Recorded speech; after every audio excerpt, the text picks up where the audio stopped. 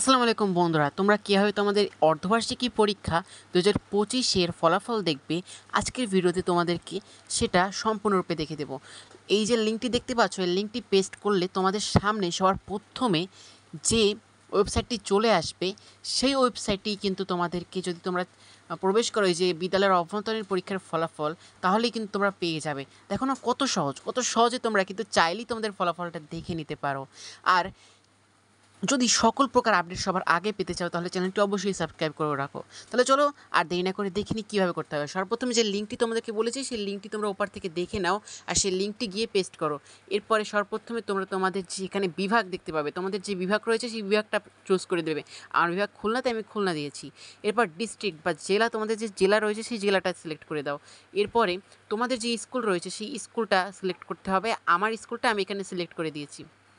এরপরে তোমাদেরকে এখানে সেশন দেখাচ্ছে তুমি যে বর্ষে, যেহেতু তুমি 2025 সালে বর্ষে রয়েছো, সুতরাং তুমি 2025 সালে কিন্তু ও জায়গা লিখবে।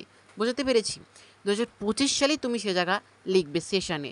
এরপর সেশনে 2025 সাল লেখার পরে এরপর তোমাকে দেখতে হবে যে তুমি হাফ ইয়ারলি এক্সাম দিয়েছো, অর্ধবার্ষিকী পরীক্ষা, তো তোমাকে ওখানে কিন্তু হাফ ইয়ারলি এক্সামটা সিলেক্ট করে দিতে হবে। এরপর হাফ ইয়ারলি এক্সামটা যদি তোমার সিলেক্ট করা হয়ে যায়, তারপরে তোমাকে যে কাজটি করতে হবে সেটি হলো তোমাদের ক্লাস সিলেক্ট করতে হবে। তোমাদের যে ক্লাস রয়েছে সেই ক্লাসটা সিলেক্ট করে দাও। তুমি যে ক্লাসে পড়ছো সেই ক্লাসটা দিয়ে দাও। আমি ক্লাস 9-এ পড়ি, এজন্য আমি ক্লাস 9টা দিয়ে দিয়েছি। এরপর ক্লাস 9টা যদি তোমাদের দেওয়া হয়ে যায়, এরপর তোমরা মানে যে শিফটে রয়েছে, ডে শিফট রয়েছে, সেই ডে শিফটটা দিয়ে দেবে। এরপর তোমাদের সেকশন দিয়ে দেবে। তুমি যদি ছেলে হয়ে থাকো তাহলে বি সেকশন দিও, যদি মেয়ে হয়ে থাকো তাহলে এ সেকশন দেবে।